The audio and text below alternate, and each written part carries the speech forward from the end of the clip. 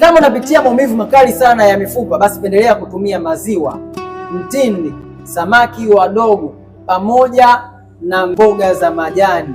Hii imekusanya kiwango kikubwa sana cha calcium ambayo inaenda kuimarisha mifupa yako, ambayo inaenda kuimarisha misuli yako na kuifanya misuli kuwa laini, isiweze kukaza au kukakamaa yenyewe. Sasa ikiwa kama unapitia changamoto ya misuli kukaza au mifupa kuuma au maungio kuweza kuhisi maumivu makali sana wakati watembea pamoja na milio, basi jua unahitaji msaada wa haraka sana kutoka kwangu, na msaada upo ambao uko sahihi, kwa sababu nimeandaa programu muhimu sana ya viambatalishe ambavyo nimeviandaa kwa muda mrefu na ambavyo vinaenda kutatua changamoto yako moja kwa moja kutoka kwenye chanzo.